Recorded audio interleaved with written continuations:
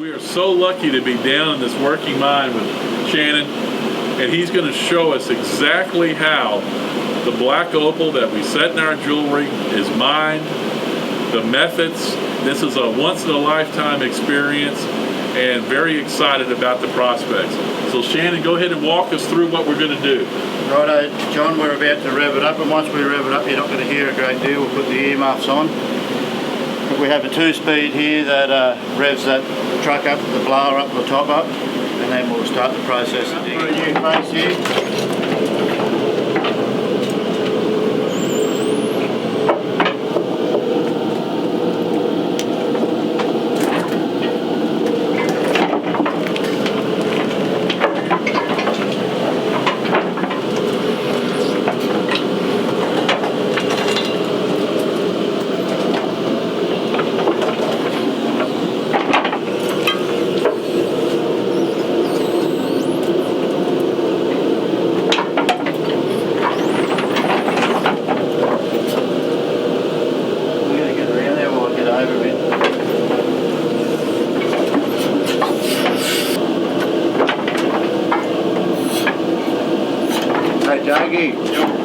Up the other end there, where that steel bend is, can you grab that? You planted the feet, now you're planting the... So now we're planting roof rams down there, hydraulic roof rams that hold it in the floor. With these super diggers, we've got 2 hydraulic rams that hold it in the thing, and as we dig, it's got a system on it here that puts more pressure to the roof. So this is how you dig for the black opal. This is how we dig for the black opal. Positioning the blower so as the machine is taking out the opal from the wall, it can suck it up to the surface so that it can go to be processed. So we can find some black opal. Let's find some opal. 2-speed revving the blower truck up the top.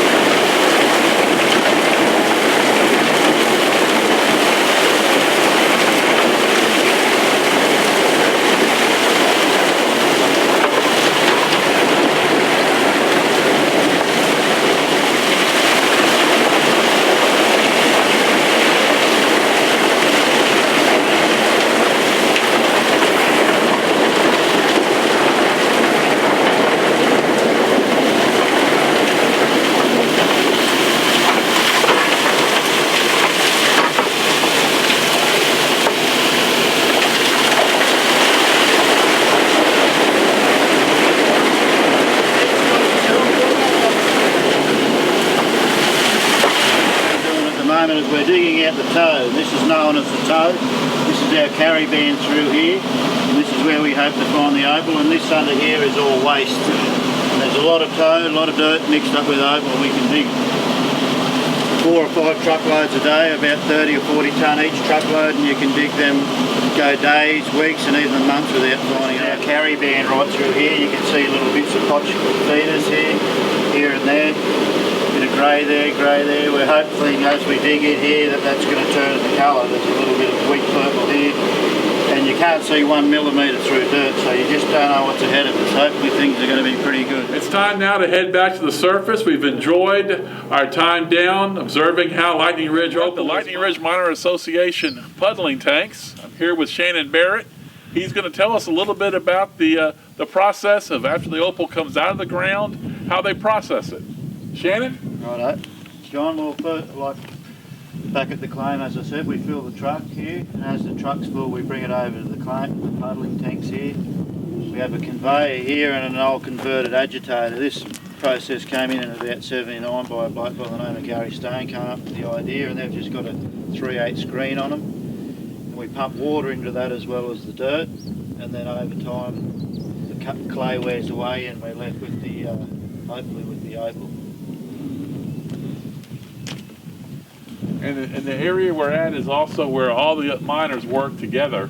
Yeah, this is owned by the LRMA, the Lightning Ridge Miners Association, and if you pan that way, it's broken down into 50 or 60 sites, which are leased to whoever had to members. And the miners work together through the Miners Association to build the bridge, to build the roads. There's no government funding. This is all jointly done by the miners together. So y'all work together to produce the product here in Lightning Ridge. Yeah, to produce the black opal that we love so much at home. Yeah, well, the Lightning Ridge Miners Association not only does that, we're here to make sure that we keep mining. We're ongoing with governments and farmers, and it's a non-stop process.